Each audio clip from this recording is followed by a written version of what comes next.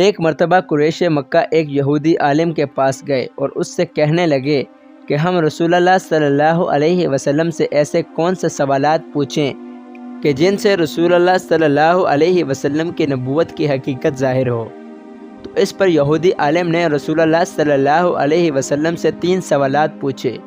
اور تینوں سوالات کے جوابات واقعات کی شکل میں تھے، جن میں سے 2 انتہائی دلچسپ ہیں، جن میں سے ایک واقعہ اصحاب کہف کا ہے۔ یہودی عالم کو اصحاب کہف کے واقعے کا اس لیے علم تھا کیونکہ اس نے اپنی پرانی کتابوں میں پڑھ رکھا تھا، اور یہ واقعہ انتہائی دلچسپ تھا جو نسل در نسل سینہ بسینہ چلتا آ رہا تھا۔ یہودی عالم کے سوال اصحاب کہف کا جواب اللہ تعالیٰ نے قرآن مجید کی سورہ کہف سے دیا۔ ناظرین، یہ واقعہ کچھ اس طرح سے ہے کہ پہلے زمانے میں کچھ چند نوجوان تھے جو اللہ تعالیٰ پر ایمان لائے اور اللہ تعالیٰ کے سوا کسی اور کی عبادت نہیں کرتے تھے اور اس کی ذات میں کسی اور کو شریک نہیں ٹھہراتے تھے۔ مگر اب مسئلہ یہ تھا کہ اس دور کا جو بادشاہ تھا اس کا نام دقیانوس تھا۔ وہ چاہتا تھا کہ اس کی سلطنت میں بت پرستش ہو، سب بتوں کے آگے سجدہ کریں اور بتوں کے علاوہ کسی دوسرے خدا کی عبادت نہ کی جائے۔ جب دقیانوس کو ان چند نوجوانوں کی خبر ہوئی تو اس نے ان نوجوانوں کو اپنے دربار میں بلایا اور ان سے کہا، کیا تم بتوں کی عبادت نہیں کرتے؟ اس پر ان نوجوانوں نے جواب دیا کہ ہم اس خدا کی عبادت کرتے ہیں جس نے زمین اور آسمان کو بنایا، جس نے اس روئے زمین پر انسانوں کو ایک مقصد کے لیے بھیجا ہے۔ ہم اس خدا کی عبادت کرتے ہیں کہ جس کے حکم سے تم ابھی سانس لے رہے ہو۔ یہ سنتے ہی دقیانوس انتہائی ناراض ہوا اور اس نے ان نوجوانوں کو کچھ دنوں کی مہلت دی اور ان سے کہا کہ تم ان دنوں میں اگر اپنے ایمان سے نہ پھرے تو میں تمہیں سولی پر چڑھا دوں گا۔ اس کے بعد ان نوجوانوں نے فیصلہ کیا کہ وہ یہ علاقہ چھوڑ کر کسی دوسری جگہ پر چلے جائیں، یہاں رہ کر ان کا ایمان اور ان کی جان دونوں خطرے میں ہوں گی۔ مشورے کے بعد یہ طے پایا کہ وہ ایک غار میں جا کر رہیں گے۔ ان کی اس قربانی یعنی ان کا گھر بار چھوڑ کر کسی دوسری جگہ پر رہنا، یعنی ان کی یہ قربانی اللہ تعالیٰ کو بہت پسند آئی اور اللہ تعالیٰ نے ان سے بہت رحمت والا معاملہ فرمایا۔ جب وہ نوجوان اس غار میں داخل ہوئے تو اللہ تعالیٰ نے انہیں تقریباً 309 سال تک کے لیے سلا دیا تھا، اور اس دوران وہ سانس بھی لے رہے تھے، اور ان کا کتا جس کا نام قطمیر تھا، اس کا ذکر قرآن مجید میں کچھ اس طرح ہے کہ ان کا کتا اپنے دونوں پاؤں پھیلائے ہوئے اس غار کے باہر کچھ اس طرح سے بیٹھا ہوا تھا کہ اگر تم اس وقت اس کو دیکھتے تو رعب کی وجہ سے ڈر کر وہاں سے بھاگ جاتے۔ اللہ تعالیٰ نے ان نوجوانوں کی حفاظت کے لیے اس کتے کو وہاں پر بٹھایا ہوا تھا، اور جب تک وہ نوجوان سوتے رہے اللہ تعالیٰ انہیں کروٹیں بھی دیتا رہا، یعنی وہ کروٹیں بھی لیتے رہے، اور جب سورج نکلتا تو وہ کترا کر نکلتا، یعنی سورج کی کرنیں اس غار کی طرف تیزی سے نہ جاتی تھیں۔ جب بادشاہ کو علم ہوا کہ وہ نوجوان اس غار میں جا کر چھپ گئے ہیں تو وہ اس بات سے بہت ناراض ہوا، اور اس نے ایک شخص کو حکم دیا کہ وہ جا کر اس غار کا منہ بند کر آئے تاکہ وہ نوجوان وہیں قید ہو جائیں اور وہیں پر ان کی موت ہو جائے۔ بادشاہ نے جس شخص کے ذمہ یہ کام لگایا تھا دراصل وہ شخص بھی اللہ تعالیٰ کا ایک عبادت گزار بندہ تھا۔ اس نے اس غار کے باہر ایک تختی تحریر کروائی جس میں ان تمام نوجوانوں کا واقعہ تحریر ہوا تھا، اور اس نے ویسی ہی دوسری تختی تحریر کروا کر شاہی خزانے میں جمع کروا دی تھی۔ ان 309 سال کا وقت گزرنے کے دوران اس بادشاہ یعنی دقیانوس کی موت ہو چکی تھی، اور آہستہ آہستہ سلطنتیں بدلتی رہیں، اور آخر کار ایک ایسے بادشاہ کی حکومت ہوئی جو ایک نیک اور عادل اور اللہ تعالیٰ کا عبادت گزار بندہ تھا جس کا نام بیتھروس تھا۔ اس نے اپنی زندگی کے تقریباً 68 سال تک شان و شوکت سے حکومت کی، مگر اس کی سلطنت میں مذہبی فرقہ بندی شروع ہو گئی تھی، یعنی اس کی سلطنت کے لوگ مردہ ہونے کے بعد زندہ اور آخرت کا انکار کرنے لگے،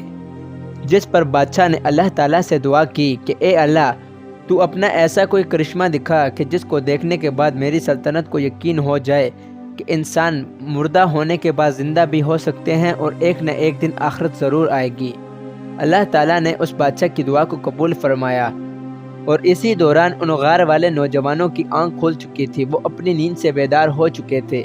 جب وہ اپنی نیند سے جاگ چکے تھے تو وہ ایک دوسرے سے سوال کرنے لگے کہ ہم اس غار میں کتنی دیر سے سو رہے ہیں۔ تو ان میں سے کچھ نے کہا کہ شاید ایک دن، اور کچھ نے کہا کہ شاید آدھے دن سے بھی کم،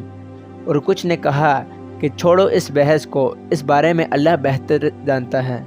اور اسی دوران انہوں نے اپنے ایک ساتھی کو سونے کا سکہ دیا اور اس سے کہا کہ باہر جاؤ اور بازار سے ہمارے لیے کچھ پاکیزہ کھانا خرید کر لاؤ، اور ہاں، بادشاہ کے سپاہیوں سے ذرا چھپ کر جانا۔ اگر ان لوگوں نے تمہیں دیکھ لیا یا تو وہ تمہیں سولی پر چڑھا دیں گے یا زبردستی تمہیں اپنے دین میں لے آئیں گے۔ اگر تم اپنے دین سے پھر گئے تو تم پھر کبھی کامیاب نہیں ہو پاؤ گے۔ جب ان کا وہ ایک ساتھی باہر نکلا تو اس نے ماحول کو تبدیل شدہ پایا، مگر جب وہ بازار میں گیا تو اس نے ایک دکاندار کو وہ سونے کا سکہ دیا۔ جب دکاندار نے سونے کا سکہ دیکھا تو اس نے اس ساتھی سے کہا کہ تمہارے ہاتھ کوئی خزانہ لگا ہے؟ یہ سکہ تو تقریباً 300 سال پرانا ہے، تمہیں یہ سکہ کہاں سے ملا؟ تو اس نے کہا کہ یہ سکہ تو اسی دور کا ہے، یہ دقیانوس کا دور ہے نا؟ تو اس نے کہا نہیں، یہ دقیانوس کا دور نہیں، دقیانوس تو تقریباً 300 سال پہلے حکومت کر چکا ہے، اب یہ تو بیتروس کا دور چل رہا ہے اور یہاں اسی کی حکومت ہوتی ہے۔ اور دیکھتے ہی دیکھتے وہاں بادشاہ کے کچھ سپاہی آ پہنچے، اور انہوں نے جب اس نوجوان کا حلیہ دیکھا تو اس پر ان کو شک ہوا اور وہ اسے اپنے ساتھ بادشاہ کے پاس لے گئے۔ جب بادشاہ نے اس سے پوچھا تو اس نوجوان نے اپنے دوسرے ساتھیوں کے بارے میں بھی بتا دیا۔ بادشاہ نے حکم دیا کہ سب اس کے ساتھ اس غار کے پاس جائیں۔ جب تمام علاقے والے اس غار کے پاس پہنچے تو دوسرے ساتھیوں نے دیکھا کہ وہاں کی تمام بستی ان کی طرف آ رہی ہے، تو انہوں نے سوچا کہ شاید دقیانوس نے ہمارے دوسرے ساتھی کو قتل کر دیا ہے، اب وہ ہمیں قتل کرنے کے لیے یہاں پر آ رہے ہیں۔ تو انہوں نے اللہ تعالیٰ سے اپنے تمام گناہوں کی معافی مانگی اور شہید ہونے کے لیے وہیں پر کھڑے ہو گئے تھے۔ جب انہوں نے دیکھا کہ ان کا ساتھی ان کے پاس آ رہا ہے، جب ان کا ساتھی ان کے پاس آیا تو انہیں سارا واقعہ بتایا۔ ان نوجوانوں نے بادشاہ سے کہا کہ ہم یہاں پر اپنے کتے کے ساتھ تقریباً 309 سال تک سو رہے ہیں۔ یہ سنتے ہی بادشاہ فوراً سمجھ گیا کہ اللہ تعالیٰ نے اس کی دعا کو قبول کیا ہے، مگر سلطنت اس بات کا یقین نہیں کر رہی تھی۔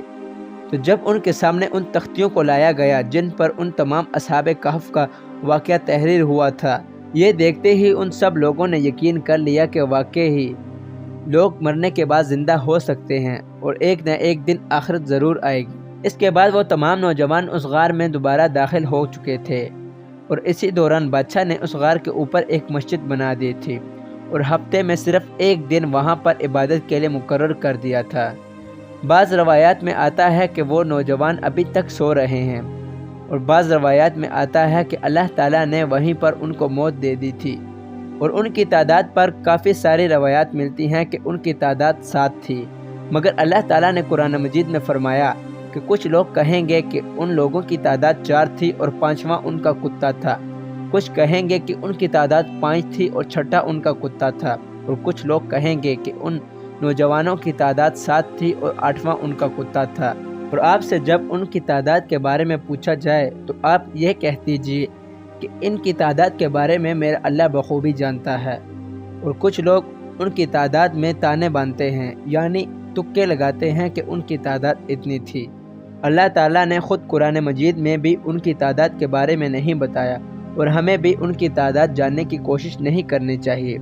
رسول اللہ صلی اللہ علیہ وسلم نے فرمایا کہ جو شخص جمعہ والے دن یا جمعہ والی رات سورہ کہف کی تلاوت کرے گا تو وہ اس دن ہر فتنے سے محفوظ رہے گا، چاہے وہ فتنہ دجال کا کیوں نہ ہو۔ ناظرین، میں آپ کو بتاتا چلوں کہ اصحاب کا معنی ہے مالک، دوست یا ساتھی، اور کہف کے معنی غار کے ہیں۔ یہ دونوں عربی زبان کے لفظ ہیں جن کے معنی ہیں غار والے ساتھی۔ ناظرین، میں امید کرتا ہوں کہ آپ کو میری ویڈیو پسند آئی ہوگی، اور میں تمام ناظرین سے گزارش کرتا ہوں کہ وہ میرے چینل مدثر وائس کو ضرور سبسکرائب کریں اور ساتھ ہی دیے گئے بیل آئیکن کے بٹن پر ضرور کلک کریں تاکہ ہماری ہر نئی ویڈیو کی معلومات بآسانی آپ کو مل سکے۔ اللہ حافظ۔